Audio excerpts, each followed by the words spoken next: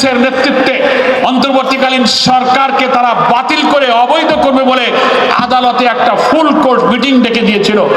ছাত্র জনতা এই খবর পেয়ে ওই দিন সকাল 9টার মধ্যে হাইকোর্ট ঘেরাও করে এই দলবাজ বিচারপতিদের পদত্যাগে বাধ্য করেছিল। সেদিন যদি তারা ওটা বাতিল করতে পারত তাহলে 5ই আগস্টের বিপ্লব, এত রক্তদান কিন্তু ব্যর্থ হয়ে যেত। কি বলেন? এরপরে অমুসলিম হিন্দু, বৌদ্ধ, খ্রিস্টানদেরকে উস্কিয়ে দিল। কারণ দিল্লিতে বসে খুনিদের মাস্টার মাইন্ড তো ঘুমায় নাই, কাজে ব্যস্ত আছে। ওখান থেকে ষড়যন্ত্র করে বিভিন্ন এজেন্সির মাধ্যমে বাংলাদেশে অরাজকতা, অস্থিতিশীলতা তৈরি করে সরকারকে বেকায়দায় ফেলে বুঝাতে চায় যে অমুসলিমরা আওয়ামী লীগ না থাকলে নিরাপদে থাকে না, তাই এই সরকার ব্যর্থ হয়েছে। বিপ্লবের পর তারা মন্দিরে, অমুসলিমদের ধর্মীয় প্রতিষ্ঠানে হামলার ষড়যন্ত্র করে উস্কে দিয়ে এদেশের সংখ্যালঘুরা নিরাপদ নয় এই কথা বলতে থাকলো। আমরা এই ষড়যন্ত্র রুখে দিয়েছি। জামাত শিবিরের লোকেরা পূজার মৌসুমে হিন্দু ভাইদের সাথে মিলেমিশে তাদের ধর্ম পালনে সাহায্য করেছি। লাঠি হাতে মন্দির পাহারা দিয়ে সাম্প্রদায়িক সম্প্রীতির উজ্জ্বল দৃষ্টান্ত আমরা স্থাপন করেছি। আলহামদুলিল্লাহ রাব্বিল আলামিন, সালাতু ওয়াসসালামু আলা সাইয়্যিদিল মুরসালিন ওয়া আলা আলিহি ওয়া সাহাবিহি আজমাইন। বাংলাদেশ জামাত ইসলামীর মেহেরপুর জেলা শাখার আয়োজিত আজকের এই ঐতিহাসিক কর্মী সম্মেলনের প্রিয়ভাজন সভাপতি, জেলা জামাত ইসলামীর সংগ্রামী আমির, কেন্দ্রীয় মজলিসে শুরার সম্মানিত সদস্য মাওলানা তাজউদ্দিন সাহেব, আপনারা লক্ষ্য করছেন আমাদের আজকের সভামঞ্চে উপস্থিত এই সম্মেলনের সম্মানিত বিশেষ অতিথি, বাংলাদেশ জামাত ইসলামীর কেন্দ্রীয় নির্বাহী পরিষদের সদস্য, যশোর কুষ্টিয়া সাংগঠনিক অঞ্চলের অঞ্চল পরিচালক জনাব মোবারক হোসাইন, আমাদের সভামঞ্চে উপস্থিত পার্শ্ববর্তী চুয়াডাঙ্গা জেলার সংগ্রামী আমির অ্যাডভোকেট রুহুল আমিন, কেন্দ্রীয় মজলিস শুরার সদস্য, মঞ্চে উপস্থিত এই অঞ্চল টিমের সদস্য ডক্টর অধ্যাপক আলমগীর, মেহেরপুরের জামাত ইসলামীর, ইসলামী ছাত্র শিবির, শ্রমিক কল্যাণ ফেডারেশন সহ বিভিন্ন সংগঠনের সংগ্রামী নেতৃবৃন্দ, বিভিন্ন রাজনৈতিক দলের সম্মানিত নেতৃবৃন্দ, সাংবাদিক বন্ধুগণ, মুআজ্জাজ উলামায়ে কেরাম এবং আজকের আমার এই কর্মী সম্মেলনে উপস্থিত প্রিয় কর্মী এবং সুধীবৃন্দ, আজকের এই সম্মেলন দেখে আপনাদের হৃদয়ে, অন্তরে আশা করি এই অনুভূতি, এই তৃপ্তি, এই প্রশান্তি জাগছে যে দীর্ঘদিন পর মহান আল্লাহ তাআলা মেহেরপুরের অনেক শহীদের রক্তের স্মৃতি বিজড়িত এই মেহেরপুরে এই বিশাল কর্মী সম্মেলনে আমাদেরকে একত্রিত হবার তৌফিক দিয়েছেন। সেই রবের দরবারে শুকরিয়া আদায় করতে ইচ্ছা হচ্ছে না? তো আমরা অন্তরের প্রশান্তির সাথে আল্লাহর কাছে বলি আলহামদুলিল্লাহ। কারণ ওরা মনে করেছিল এই বর্বরতা, নিষ্ঠুরতার মাস্টার মাইন্ড শেখ হাসিনা, ফ্যাসিবাদের দোসর, তার সঙ্গে আর যারা ছিল দীর্ঘ প্রায় 17-18 বছর দুনিয়া থেকে ইসলামী আন্দোলন নিশ্চিহ্ন করার যেমন আন্তর্জাতিক চক্রান্ত চলছে, তেমনি শত শহীদের রক্তে রাঙানো এই বাংলাদেশ থেকে জামাত ইসলামীকে, ইসলামী ছাত্র শিবিরকে তারা নিশ্চিহ্ন করতে চেয়েছিল। তারা মনে করেছিল এই মেহেরপুরে শহীদ তারিক, শহীদ আব্দুল জব্বার, সুলাইমান আব্বাস, শহীদ দেলোয়ারের শাহাদাতের মধ্য দিয়ে মেহেরপুর থেকে বোধহয় ইসলামী আন্দোলনকে উৎখাত করা যাবে। আমি তাদেরকে বলি, মহান আল্লাহর ইচ্ছা ছাড়া দুনিয়ার মানুষের কোনো ক্ষতি কেউ করতে পারে না। আল্লাহ রাব্বুল আলামিন কোরআন মাজিদে বলেছেন, আউযু বিল্লাহি মিনাশ শাইতানির রাজীম, বিসমিল্লাহির রহমানির রহিম, ওয়া তাশাউনা ইল্লা আইয়াশা আল্লাহু রাব্বুল আলামিন। তোমাদের কোনো ইচ্ছাই পূরণ হয় না যতক্ষণ আল্লাহ তাআলা তা ইচ্ছা না করেন। কি বলেন, ঠিক কিনা? শেখ হাসিনা ইচ্ছা করেছিল জামাত শিবিরকে নিষিদ্ধ করবে, কিন্তু আল্লাহর ইচ্ছা ছিল জামাত শিবিরকে আল্লাহ তাআলা মর্যাদার আকাশে উন্নীত করবেন, তুমি নিষিদ্ধ হয়ে যাবে। আল্লাহর ইচ্ছাই পূরণ হয়েছে, কি বলেন ঠিক কিনা? 5ই আগস্ট জুলাই অভ্যুত্থানের ঐতিহাসিক সফলতার মুহূর্ত ছিল 5ই আগস্ট। অনেকেই আপনারা জানেন জামাত ইসলামী সহ বিএনপি অন্যান্য অনেক রাজনৈতিক নেতাদেরকে গ্রেফতার করা হয়েছিল।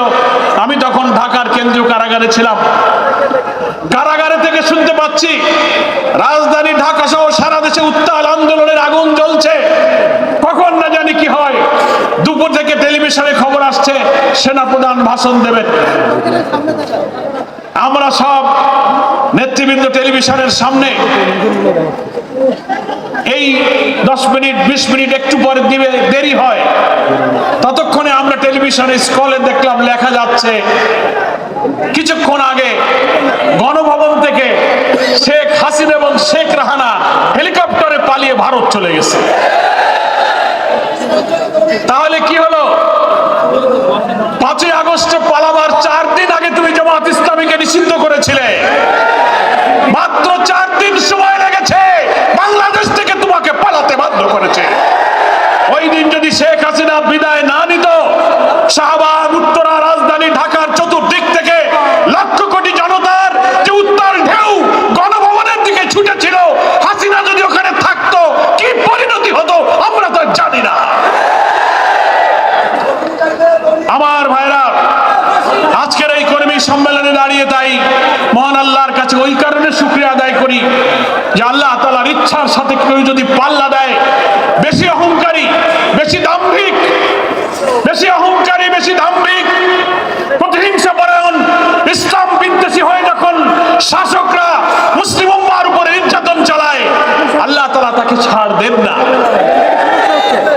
আজকের এই ঐতিহাসিক কর্মী সম্মেলন সেই জুলাই আগস্টের ঐতিহাসিক গণ অভ্যুত্থানের ফসল, নাকি বলেন? আমরা আজকে শ্রদ্ধার সাথে স্মরণ করছি প্রায় 2000 ছাত্র জনতা এখানে রক্ত দিয়ে শহীদ হয়েছে, 40,000 মানুষ আহত হয়েছে, চোখ, কান, হাত, পা, অঙ্গ পঙ্গু হয়ে গেছে, বিদেশে চিকিৎসা করতে পাঠাতে হচ্ছে, চোখ নাই, মা হারা, পিতা হারা, সন্তান হারা, স্বজন হারা মানুষের এখনো চোখের পানি শুকায়নি, আহতদের চিৎকার এখনো থামেনি। 3 মাস হয়ে গেল, তাদের যে ত্যাগের বিনিময়ে মহান আল্লাহ আমাদের এই মুক্তির সুযোগ দিয়েছেন। এর পেছনে 15 বছর ধরে জামাত ইসলামী সহ সকল রাজনৈতিক দল আমরা এই ফ্যাসিবাদের বিরুদ্ধে, অত্যাচারী শাসকের বিরুদ্ধে আন্দোলন করছিলাম। বারবার তারা আমাদের আন্দোলন উপরে অত্যাচার চালিয়েছে, নিষ্ঠুরতা চালিয়েছে, গ্রেফতার করেছে। 14, 18, 24-এর মতো 3টা নির্বাচনে আমাদেরকে ভোট দিতে দেয়নি। হাজার আন্দোলন করার পরেও সে আন্দোলন সফলতার শীর্ষে চলে গিয়েছে এই ছাত্র জনতার অবিস্মরণীয় ত্যাগের মাধ্যমে। প্রিয় কর্মী ভাইরা, আমরা মনে করি আমাদের যে প্রিয় নেতাদেরকে কারাগারে ফাঁসিতে ঝুলিয়ে হত্যা করা হয়েছে। আমাদের প্রিয় আমির জামাত মাওলানা মতিউর রহমান নিজামী, আলী আহসান মোহাম্মদ মুজাহিদ, কামারুজ্জামান, আব্দুল কাদের মোল্লা, মীর কাসেম আলী কোন অপরাধ করেনি। মিথ্যা মামলা, সাজানো বাদী, সাজানো এজাহার, সাজানো ট্রাইব্যুনাল, সাজানো বিচারক দিয়ে শুধু রাজনৈতিক প্রতিহিংসা পরায়ণ হয়ে ইসলামী আন্দোলনকে ধ্বংস করার জন্য আদালতের ঘাড়ে বন্দুক রেখে তাদেরকে জুডিশিয়াল কিলিং বা বিচারিক হত্যাকাণ্ড করা হয়েছে। এদের বিরুদ্ধে যেসব অভিযোগ আনা হয়েছে, একটা লাইন, একটা শব্দ সত্য নয়। এরপরে অধ্যাপক গোলাম আজম, মাওলানা আবুল কালাম মোহাম্মদ ইউসুফ, মাওলানা আব্দুল সোবহান, সাতক্ষীরার এমপি আব্দুল খালেক মন্ডল, অধ্যাপক নাজির আহমদ এবং আরো অনেক শীর্ষ নেতৃবৃন্দকে মিথ্যা মামলা দিয়ে কারাগারে তিলে তিলে আটকে রেখে তাদেরকে হত্যা করা হয়েছে। কার ফাঁসি, কার রক্ত, কার ইখলাস, কার নিয়ত আল্লাহর কাছে কবুল হয়েছে আমরা জানি না। তবে 5ই আগস্ট আসমান থেকে নিশ্চয়ই আল্লাহর কোন প্রিয় বান্দার ত্যাগের বিনিময়ে আল্লাহ আমাদের প্রতি এই করুণা, প্রিয় শহীদ, প্রিয় নেতৃবৃন্দের শাহাদাতকে কবুল করুন। এই মেহেরপুর স্বাধীনতা সংগ্রাম বাংলাদেশের রাষ্ট্র বিনির্মাণের এক ঐতিহ্যবাহী জনপদ। কি বলেন, ঠিক কিনা? এই জনপদ ইসলামী আন্দোলনের একটি উর্বর জনপদ। ইসলামী আন্দোলনের অপরাধে তরুণ ছাত্রনেতা শহীদ তারিক মোহাম্মদ সাইফুল ইসলাম, শহীদ আব্দুল জব্বার, শহীদ সুলাইমান শেখ, শহীদ আব্বাস আলী, শহীদ দেলোয়ারের রক্তের শাহাদাতের স্মৃতির কথা আমরা আজকে স্মরণ করছি। তারা যদি আজকে জীবিত থাকতো, আজকের এই ঐতিহাসিক সম্মেলনে তারা শরীক হতে পারত। কি বলেন, ঠিক কিনা? আমার খুব মনে পড়ছে এই মেহেরপুর জেলার সাংগঠনিক কাজকে গুছিয়ে গ্রামে গঞ্জে, রাস্তাঘাটে, অলিতে গলিতে, পাড়ায় মহল্লায় যিনি সফর করেছেন, যার ঘাম শ্রম মিশে আছে এই মাটির সাথে, আমাদের সেই প্রিয় জেলা আমির আলহাজ সমীর উদ্দিন সাহেব। দীর্ঘদিন অসুস্থ থাকা অবস্থায় আল্লাহ তাআলা তাকে নিয়ে গিয়েছেন। আমার খুব প্রিয় বন্ধু ছিল। উনি যখন জেলা আমির ছিলেন, আমি সাংগঠনিক দায়িত্বে এখানে বারবার এসেছি, উনার বাসায় থেকেছি, উনার পরিবারের সাথে ঘনিষ্ঠ হয়েছি। মাঝখানে আমেরিকায় উনি চলে গেলেন, যাবার আগে বিদায় নিয়ে গেলেন।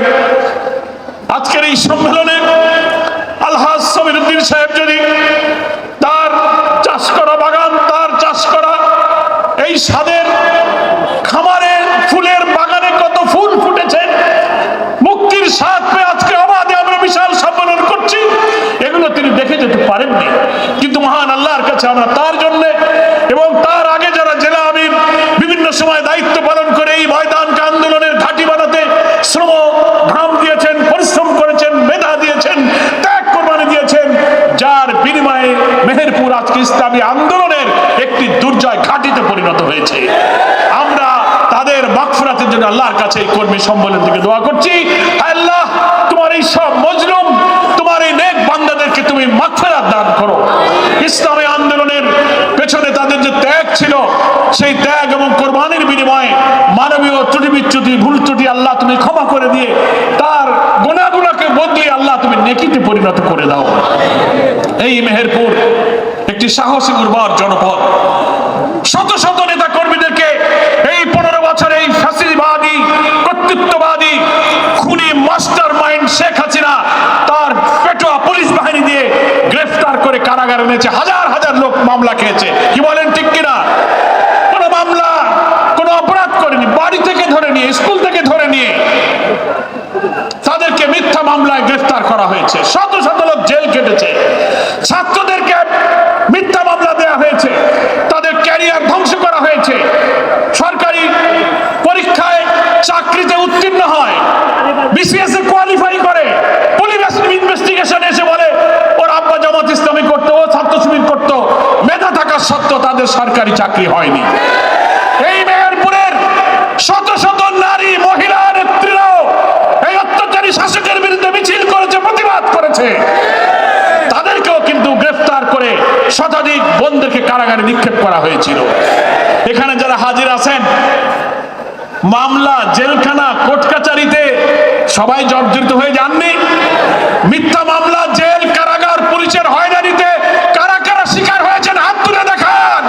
হাত দেখেন, গোয়েন্দা, সিআইডি, এনএসআই, ডিবি দেখে যান এই মেহেরপুরের উপরে কি অত্যাচার করা হয়েছে। এরা সব নির্যাতনের নিষ্ঠুর সাক্ষী হয়ে আছে। এই কারণে এই কর্মী সম্মেলনে আমরা আল্লাহর কাছে শুকরিয়া জানাই। হ্যাঁ আল্লাহ, তুমি এদেশে একটি দ্বীনের ভিত্তিতে সমাজ পরিবর্তনের লক্ষ্যে 5 আগস্টের নতুন বাংলাদেশ নির্মাণের জন্য যে নতুন স্বাধীনতা, নতুন বাংলাদেশ তুমি উপহার দিয়েছ, আমাদের উপর থেকে এই রহমতকে তুমি কেড়ে নিয়ে যেও না। আমরা যেন এই আন্দোলনের পথ ধরে একটি নতুন অভিযাত্রা, একটি নিউ ডাইমেনশনের মধ্য দিয়ে একটি কল্যাণ রাষ্ট্র গঠনের স্বপ্ন পূরণ করতে পারি। আমার প্রিয় কর্মী ভাইয়েরা, আজকে যেহেতু কর্মী সম্মেলন, আমি আপনাদের কাছে কয়েকটি আহ্বান জানাতে চাই। তার একটা হলো আল্লাহর এই যে করুণা, আল্লাহর এই যে ক্ষমা, আল্লাহর এই যে রহমত, এই অত্যাচারী জালেমের হাত থেকে আজকে যে মুক্তির স্বাদ, হাজার ছাত্র জনতার যে রক্ত, কুরবানি, জেল, জুলুম, ফাঁসি, এর বিনিময়ে আল্লাহ যে আমাদেরকে রহমত করলেন, আমাদেরকে এই রক্তের ঋণ আদায় করতে হবে, এই শুকরিয়া আমাদেরকে আদায় করতে হবে। কি বলেন ঠিক কিনা? সেটা কিভাবে আদায় হবে?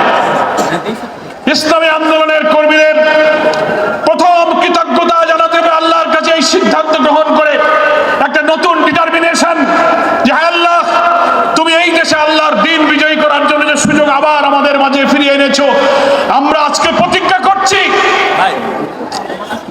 আমাদের জীবনের উদ্দেশ্য হলো তোমাকে সন্তুষ্ট করা।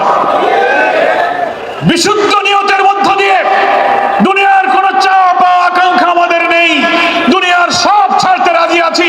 গাড়ি বাড়ি, ছেলে সন্তান, বিবি বাচ্চা, পরিবার, চাকরি, ব্যবসা, সব কিছুর চেয়ে হায় আল্লাহ, আমি তোমাকে আর তোমার নবীকে ভালোবাসি, তোমার দ্বীনকে ভালোবাসি।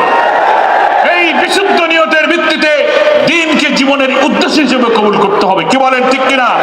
ইসলামী আন্দোলনের কর্মীরা যদি তার জীবনের লক্ষ্য হিসেবে ইসলামী আন্দোলনকে 1 নম্বর লক্ষ্য স্থির করতে পারে, সেই বান্দার প্রতি আল্লাহর রহমত তখন নাজির হতে থাকে। কি বলেন? ইসলামী আন্দোলনের কর্মীদের নিয়তের মধ্যে কোনো ভেজাল থাকবে না, সহি নিয়ত থাকতে হবে, বিশুদ্ধ নিয়ত থাকতে হবে। দুনিয়ার কোনো চাওয়া পাওয়া আকাঙ্ক্ষা, আমি ইউনিয়ন কাউন্সিলের মেম্বার হব, আমি চেয়ারম্যান হব, উপজেলা চেয়ারম্যান হব, এমপি হব, মন্ত্রী হব, কন্ট্রাক্টারি করব, লাইসেন্স পাবো, ব্যবসা করব, গাড়ির মালিক হব, নেতা হব, মোড়ল মাতব্বর হব, ভালো পোস্ট পজিশনে চলে যাব, এই দুনিয়ার চাওয়া পাওয়ার জন্য আমরা কেউ ইসলামী আন্দোলনে আসিনি। কি বলেন ঠিক কিনা?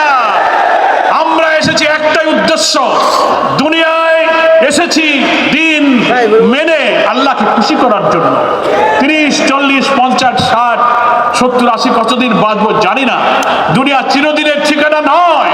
কিন্তু হায় আল্লাহ, তুমি যে কয়দিনের জন্য এখানে রাখো, খাওয়ার জন্য আসি নাই, ঘুমানোর জন্য আসি নাই, তোমার দিন মানার জন্য থাকতে হয়, তাই দুটো রুটি রুজির দরকার, থাকতে হয় তাই একটা ঘরের ঠিকানা দরকার, কিন্তু সময় ফুরিয়ে গেলে তোমার কাছে চলে যাব। আসল উদ্দেশ্য হলো তোমার দিনকে বিজয়ী করার জন্য নিজের জীবনকে আমি তোমার সন্তুষ্টির আলোকে গড়ে তুলবো, এটাই হচ্ছে আমার জীবনের আসল উদ্দেশ্য। ইসলামী আন্দোলনে মেহেরপুরের কর্মীরা যারা বসে আছেন, চারিদিকে দাঁড়িয়ে আমার কথা শুনছেন, চারিদিকের ভবনে দাঁড়িয়ে আমার ভাইয়েরা অথবা মা বোনেরা হয়তো আমার কথা শুনছেন, আমার প্রথম কথা এটা থাকবে, এই শহীদদের সামনে রেখে আজকে প্রথম প্রতিজ্ঞা হবে, আল্লাহর দ্বীনের বিজয় ছাড়া দুনিয়ার কোনো চাওয়া পাওয়া আমাদেরকে যদি স্পর্শ করতে না পারে। সবাই রাজি আছেন?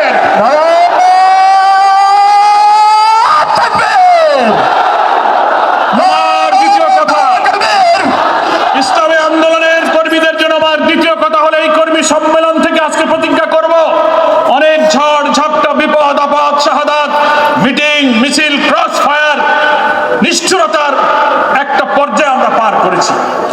আমাদের বই পড়ার সুযোগ ছিল না, স্থিরভাবে ঘরে আমরা নামাজ পড়তে পারিনি, তাহাজ্জুদের নামাজ, কিয়ামুল লাইল, নফল রোজা, কোরআন অধ্যয়ন, হাদিস অধ্যয়ন, আমার ব্যক্তিগত মান উন্নয়নের চেষ্টা আমরা করতে পারিনি। পালিয়ে পালিয়ে আজ এ বাড়ি, কাল ও বাড়ি, অমুক দিন মাঠে, অমুক দিন বাগানে, অমুক দিন আত্মীয় বাড়ি, কাপড় নাই, লুঙ্গি নাই, বই নাই, খাওয়া নাই, এইভাবে এই জালিমের যুগ আমরা পার করেছি। এখন আমরা প্রতিজ্ঞা করব, আমরা ইসলামের যথার্থ জ্ঞান পড়াশোনা, যেটা আল্লাহর কালাম কোরআন মজিদে ওহীর মাধ্যমে নির্ভুল জ্ঞানের উৎস পবিত্র কোরআনকে অর্থসহ বুঝে পড়ব, নবীর হাদিস পড়ব, ইসলামী সাহিত্য পড়ে আমার জ্ঞানের সমস্ত দরজাকে উন্মুক্ত করে ইসলামের সকল দিক এবং বিভাগ সম্পর্কে আমার জ্ঞান অর্জন করে যে ইসলাম আমি কায়েম করতে চাই, ইসলামের যে কল্যাণ, ইসলামের যে সৌন্দর্য দিয়ে দুনিয়াকে রাঙাতে চাই, মানুষের জীবনকে ধন্য করতে চাই, সেই ইসলাম সম্পর্কে মানুষকে বোঝানোর জন্য আমার নিজের জ্ঞানের জগৎকে আজকে সমৃদ্ধ করতে হবে। কি বলেন ঠিক কি না? তার অর্থ হলো পড়াশোনা। তার অর্থ কি বলেন? পড়াশোনা। প্রতিদিন সকালে কোরআন অর্থসহ বুঝে পড়া, 2-4টা হাদিস পড়া, ইসলামী বই কমপক্ষে 10 পৃষ্ঠা, তার বেশি হবে, কম হবে না।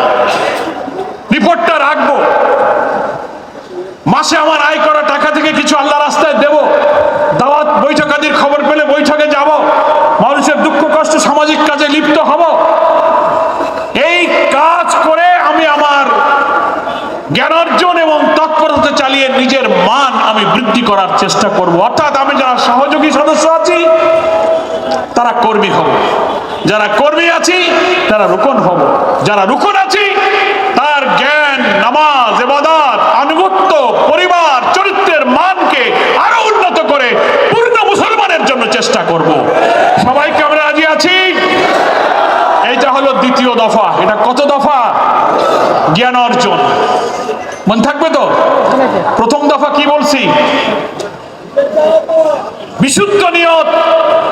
দুনিয়ার চাওয়া পাওয়া নেই, একটা নিয়ত, আল্লাহ তোমাকেই চাই, তোমাকে খুশি করতে দুনিয়ার সব ছাড়তে রাজি, কিন্তু দুনিয়া পাওয়ার জন্য তোমাকে ছাড়তে রাজি না। এই নিয়ত থাকবে আমাদের। আর যে ইসলামের দাওয়াত মানুষকে দিই, সেই ইসলামের জ্ঞান অর্জনের জন্য ইসলামী আন্দোলনের কর্মীরা পড়াশোনায় আমাদের মনোযোগ দিতে হবে। যদি আমরা এইসব শুকরিয়া আদায় করে ইবাদত, বন্দেগী, পড়াশোনা, জ্ঞান, চরিত্র আমরা না তৈরি করি, তো আল্লাহর পরীক্ষা আবার আমাদের পরে আল্লাহ না করুক আসতে পারে। তোমাদের তো সুযোগ দিলাম, এখন তো পালানো লাগে না, এখন তো বাড়ি ঘরে থাকতে পারো, এখন তো আর মামলা দেয় না, এখন তো পুলিশ ধরে না। যাই হোক, বাড়ি ঘরে থেকে তো কাজ করো। তুমি সকালে কোরআন পড়ো না কেন? নামাজে মসজিদে যাও না কেন? ইয়ানাত বাকি পড়ে কেন? আল্লাহ তাআলা আমার এই গাফেলতি, অলসতার জন্য আমাদের উপরে যদি নারাজ হয়ে যায়, তাহলে আল্লাহ না করুক আমাদের জন্য যদি আবার কোনো কঠিন পরীক্ষা এসে পড়ে। কি বলেন, ঠিক কিনা? আল্লাহ বলছেন, লাইন শাকারতুম লাযিদান্নাকুম। যারা আল্লাহর নিয়ামতের কৃতজ্ঞতা স্বীকার করে, আল্লাহ তাদের নিয়ামত আরো বাড়িয়ে দেন। কি বলেন, ঠিক কিনা? আমাদের আল্লাহর এই করুণা, আল্লাহর এই ক্ষমার শুকরিয়া আমরা যদি আদায় করতে পারি, হতে পারে এই মেহেরপুরের ঘরে ঘরে ইসলামী আন্দোলনের রুকন সদস্য শিবির তৈরি হবে, এখানে ইসলামী আন্দোলনের ঘাঁটি গড়ে উঠবে।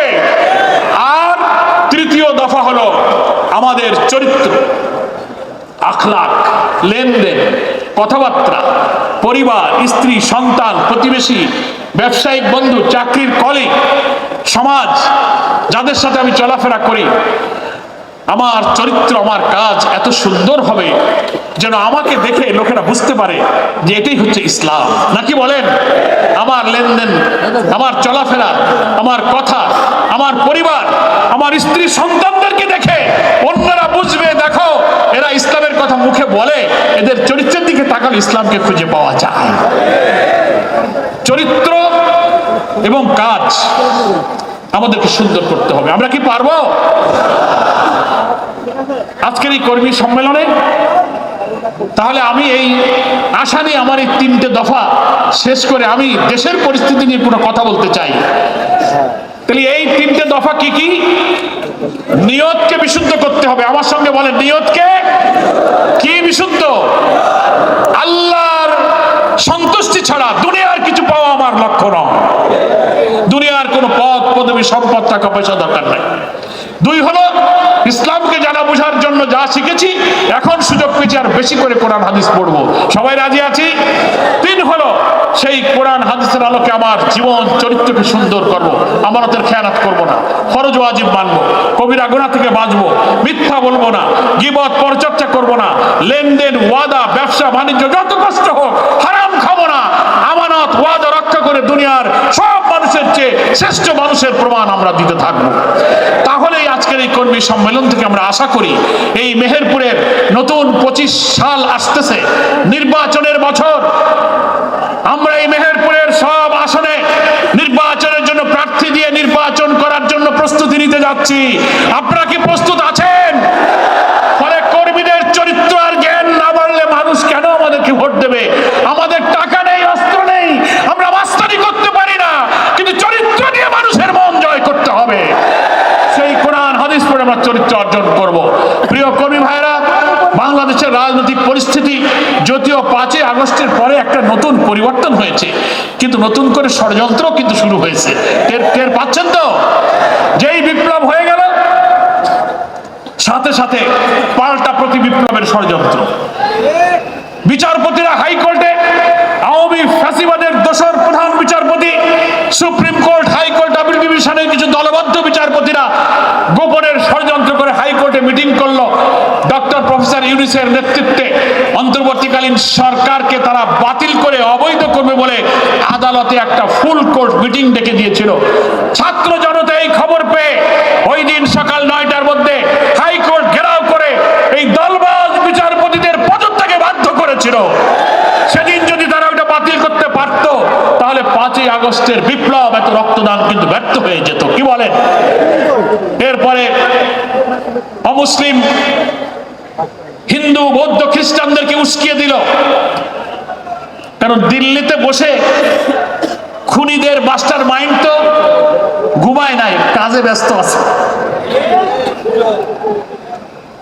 ওখান থেকে ষড়যন্ত্র করে বিভিন্ন এজেন্সির মাধ্যমে বাংলাদেশে অরাজকতা অস্থিতিশীলতা তৈরি করে সরকারকে বেকায়দায় ফেলে বুঝাতে চায় যে অমুসলিমরা আওয়ামী লীগ না থাকলে নিরাপদে থাকে না, তাই এই সরকার ব্যর্থ হয়েছে।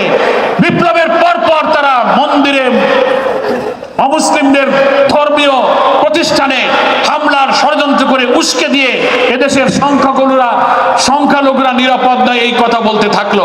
আমরা এই ষড়যন্ত্র রুখে দিয়েছি। জামাত শিবিরের লোকেরা পূজার মৌসুমে হিন্দু ভাইদের সাথে মিলেমিশে তাদের ধর্ম পালনে সাহায্য করেছি। লাঠি হাতে মন্দির পাহারা দিয়ে সাম্প্রদায়িক সম্প্রীতির উজ্জ্বল দৃষ্টান্ত আমরা স্থাপন করেছি। সেই চক্রান্ত ব্যর্থ হয়েছে। আনসার কাণ্ড, জনপ্রশাসনে এ দাবি সে দাবি, 15 বছরের কোনো খবর নাই, এখন সব দাবি পূরণ করা লাগবে, সরকারকে বেকায়দায় ফেলা লাগবে। এগুলো হচ্ছে নতুন করে ওই ফ্যাসিবাদকে এই দেশে নিয়ে আসার একটা চক্রান্ত। এই চক্রান্ত এখনো চলছে।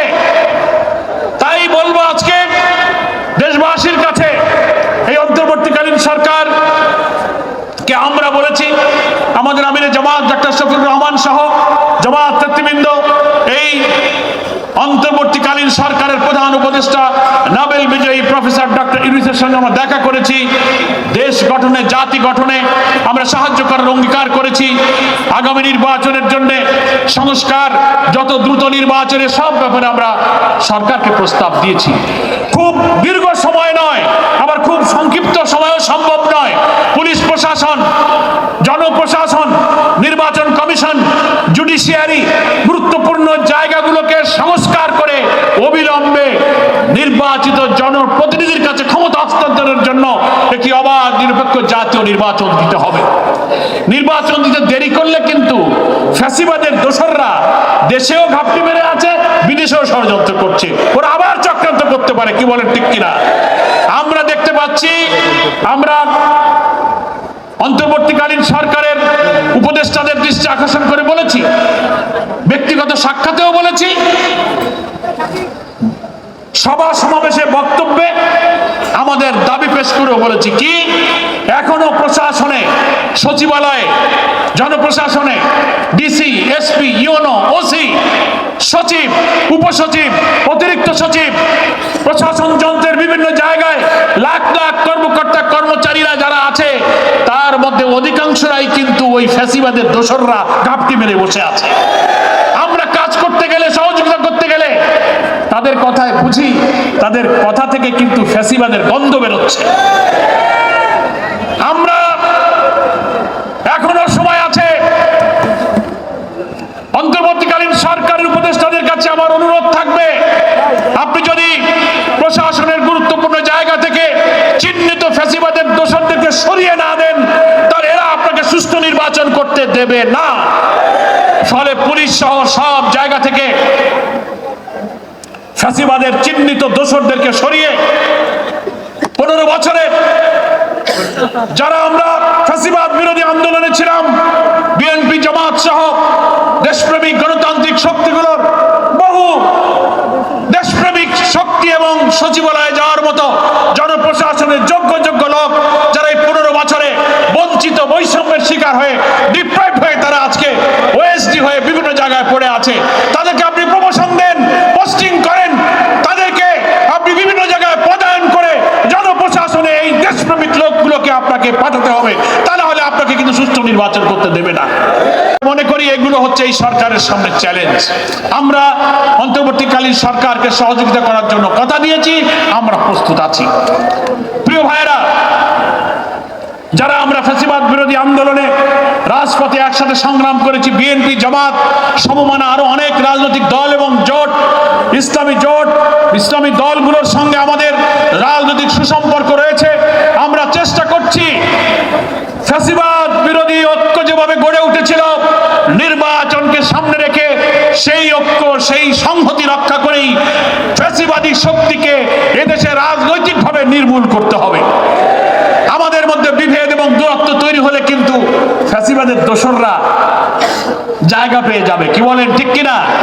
আমাদের কোনো কথায়, কোনো আচরণে, কোনো ভূমিকায় আমাদের ফ্যাসিবাদ বিরোধী ঐক্যের ক্ষতি হোক, জাতি বিভক্ত হয়ে যাক, জামাত ইসলামী কখনো সেই রাজনীতি করবে না।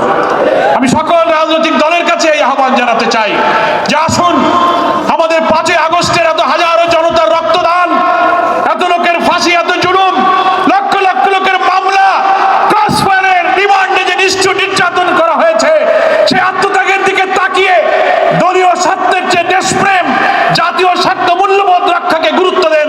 দেখবেন এই নির্বাচনে এই অপশক্তির রাজনৈতিক পরাজয় নিশ্চিত হবে, তারা আর জনগণের কাছে আসতে পারবে না। আমরা মিলেমিশে আগামী জাতীয় নির্বাচন যত নিকটে আসবে, অনেক নতুন নতুন মেরুকরণ হবে, অনেক পোলারাইজেশন হবে। আমরা যেন জাতীয় ঐক্য, সংহতি, দেশপ্রেমকে সামনে রেখে প্রত্যেকটি রাজনৈতিক দল আমরা ভূমিকা রাখতে পারি, সে ব্যাপারে আমি সকল রাজনৈতিক নেতৃত্বের প্রতি আমি আহ্বান জানাই। আমার প্রিয় কর্মী ভাইয়েরা, আমাদের আন্তর্জাতিকভাবে অমুসলিম, দেশ বিরোধী, আমাদের অখণ্ডতা বিরোধী, জাতিসত্তা বিরোধী, মূল্যবোধ বিরোধী কিছু শক্তি সবসময় সক্রিয় থাকে। আওয়ামী লীগের শেখ হাসিনা এবং খুনিদের যিনি মাস্টার মাইন্ড, তিনি বিদেশে গেলেও তিনি কিন্তু বসে নেই। তিনি অডিও, ভিডিও, বক্তব্য সবসময় অনলাইনে 2-1টা বক্তব্য ছেড়ে দিচ্ছেন। কি দেখতেছেন না?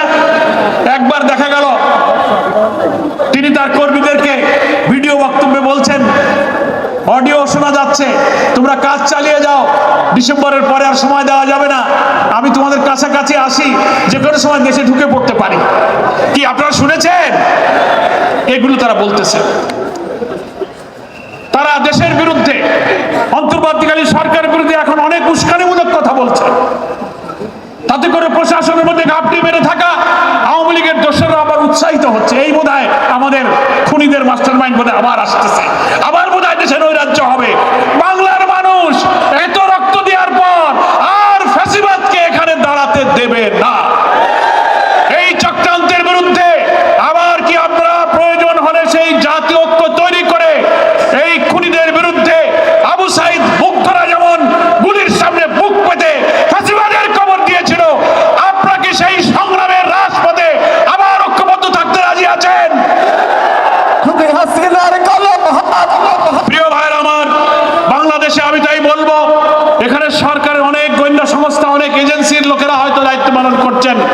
আপনারা সরকারের কাছে জনগণের সঠিক সেন্টিমেন্ট, তারা কি চায়, জনগণের কি আকাঙ্ক্ষা, এটা আপনারা সরকারের কাছে পৌঁছে দেবেন। সরকার পরিচালনায় কেউ যেন ভুল পথে কেউকে পরিচালনা করতে না পারে।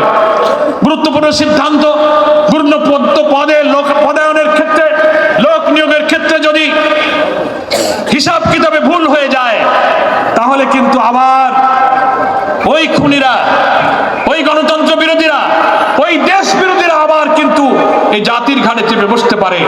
মনে রাখতে হবে, এত রক্ত, এত ত্যাগের বিনিময়ে অর্জিত নতুন বাংলাদেশকে আমরা আর নষ্ট হতে দেব না ইনশাআল্লাহ। আমি সরকারের সকল প্রশাসনকে কথা দিচ্ছি, জামাত ইসলামীর লোকেরা অন্তর্বর্তীকালীন সরকারকে একটি সুষ্ঠু নির্বাচনে সব ধরনের সহযোগিতা করতে প্রস্তুত আছে।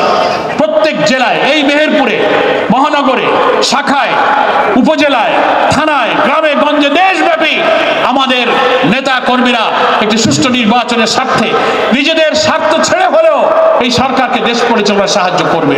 কিন্তু আপনারা যেন ভুল পথে পরিচালিত না হন। আপনাদের কোনো সিদ্ধান্ত, আপনাদের কোনো পলিসি যেন এটা প্রমাণ না করে যে এতে ওই আওয়ামী দুঃশাসনের কর্তা ব্যক্তিরা খুশি হয়ে গেল, তাহলে বোঝা যাবে যে আপনারা কিন্তু মিসগাইডেড হচ্ছেন। এই জন্য অরাজনৈতিক সরকার হওয়ার কারণে আপনাদেরকে বিপথে পরিচালিত করার অনেক দেশি বিদেশি এজেন্সি আপনাদের উপরে কাজ করতে পারে, সক্রিয় হতে পারে। এ ব্যাপারে দেশের প্রশাসনে নিযুক্ত সকলকে আমি সতর্ক থাকার জন্য জামাত ইসলামের পক্ষ থেকে আহ্বান জানাবো। পরিশেষে আমি আপনাদের কাছে আহ্বান জানাবো যে আমাদের এই প্রিয় জন্মভূমি বাংলাদেশ, এই দেশে দেশের 47-এ একবার স্বাধীন হয়েছে, 71-এ আমরা আবার একটি বৈষম্য বঞ্চনা থেকে মুক্তি পেয়ে মুক্ত বাংলাদেশ পেয়েছি। আবার 24-এর 5ই আগস্ট একটি স্বাধীনতার নতুন সূর্য উঠেছে। স্বৈর শাসনের জগদ্দল পতন আমাদের বুক থেকে অপসারিত হয়েছে। এখন আমাদের দেশ গড়ার সময়। আমরা দেশ গড়ব জনগণের সাথে মিশে, মানুষের কাছে গিয়ে সম্প্রীতির বন্ধনে আবদ্ধ হয়ে একটি অবাধ নির্বাচনে সহযোগিতা করব। ঘরে ঘরে ইসলামের দাওয়াত, ইসলামের সৌন্দর্য এবং কল্যাণের দাওয়াত পৌঁছিয়ে জনগণকে এই কাফেলায় সম্পৃক্ত করার জন্য আপনারা চেষ্টা চালাবেন, সংগঠিত হবেন, সকল রাজনৈতিক সমমনাদের সঙ্গে ঐক্য সংহতি বজায় রাখবেন। এই আহ্বান জানিয়ে মেহেরপুরবাসীকে কেন্দ্রীয় জামাতের পক্ষ থেকে আজকের এই কর্মী সম্মেলনে সহযোগিতা করার জন্য, উপস্থিত হওয়ার জন্য আন্তরিক মোবারকবাদ জানিয়ে আমার বক্তব্য শেষ করছি। আল্লাহ তাআলা আমাদেরকে তার দ্বীনের জন্য কবুল করুন। ওমা তৌফিকি ইল্লা বিল্লাহ, হাযা মা ইনদি ওয়াল ইলমু ইনদাল্লাহ, আলাইহি তাওয়াক্কালতু ওয়া ইলাইহি উনীব। আসসালামু আলাইকুম ওয়া রাহমাতুল্লাহি ওয়া বারাকাতুহু।